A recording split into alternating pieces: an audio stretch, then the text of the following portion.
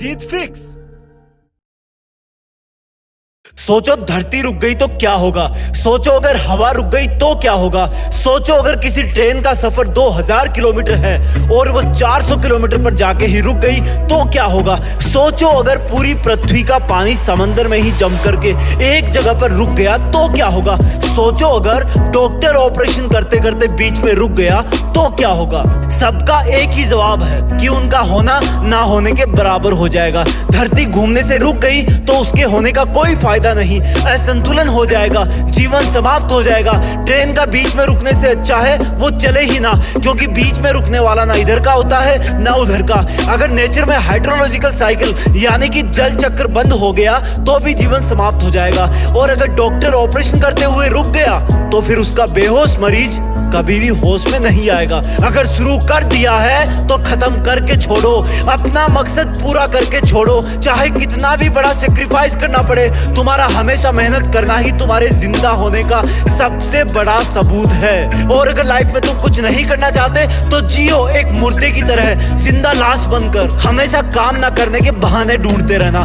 बिजली चली गई तो मोमबत्ती जला के पढ़, जिम जाने के पैसे नहीं है तो बाल्टी में पानी भर के बाइसेप बना, धरती पर पसीना बहा के सिक्स पैक बना।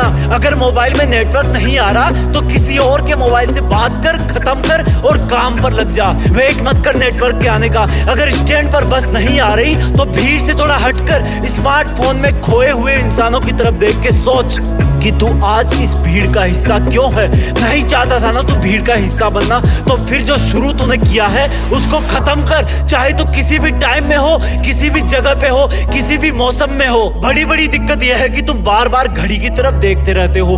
क्या देख रहे हो? अरे वो नहीं रुकने वाला। अगर तू कर सकता है तो इसमें थ्योरी ऑफ रिलेटिविटी, सापेक्षता का सिद्धांत लगा, उसको देखना बंद कर। और जितनी स्पीड से वो टाइम भाग रहा है उतनी ही ताकत से तू भी अपने काम में, अपनी मेहनत में, अपनी पढ़ाई में मन लगा।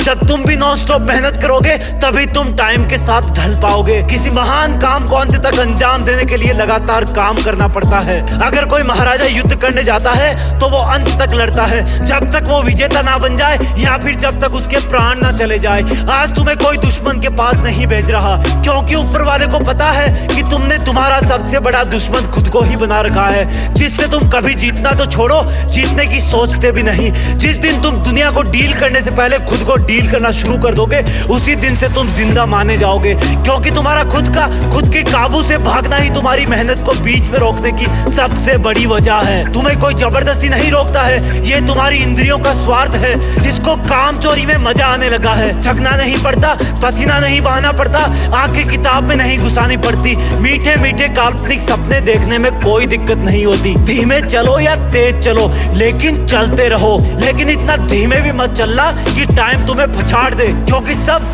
सिर्फ और सिर्फ टाइम का ही खेल है। अगर किसी के पास अनंत समय होता तो चाहे कुछ भी करता, 200 बरस भी लगातार मोबाइल पर गेम खेलता तो भी कोई फर्क नहीं पड़ता। लेकिन अगर तुम अपना हार्डवर्क बीच में ही ड्रॉप कर दोगे तो दुनिया के करोड़ों इंसान तुमसे एक झटके में आगे निकल जाएंगे। लोगों की कमी नहीं है यहाँ, सब आगे बढ़ना चाहते हैं, लेकिन सिर्फ कुछ ही लोग हमेशा आगे बढ़ने को सीरियसली लेते हैं। वो लोग हर कंडीशन से ऊपर होते हैं, उनके अंदर के हार्मोन हमेशा उनको एक ही डायरेक्शन में पुश करते हैं कि कुछ भी हो जाए, जो मकसद मेरा है उसके लिए हमेशा मेहनत करूंगा, कभी नहीं रुकूंगा। मैं हमेशा सिर्फ वही बहाने ढूंढूंगा जिससे मैं इस दौड़ रहे वक्त के साथ चल सकूं। मैं अपने इस अंदर वाले इंसान को मेरा गुलाम बनाऊंगा, ना कि गुरु, क्योंकि जितने भी सफल इंसान हुए ना उन्होंने हमेशा मेहनत करी है, वो कभी रुके नहीं। उनके लिए भी यही भीड़ थी, यही मौसम थे, यही शरीर था, और अगर करना चाहते तो उनके लिए भी कई बहाने थे। वो लोग मोटिवेशनल स्पीच सुनते थे या नहीं सुनते उनका मुझे नहीं पता, लेकिन वो लोग कंसिस्टेंट थे, वो लोग लगातार काम करते थे,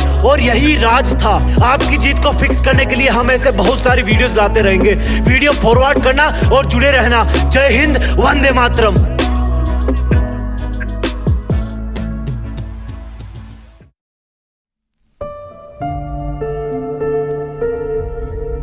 जीत फिक्स।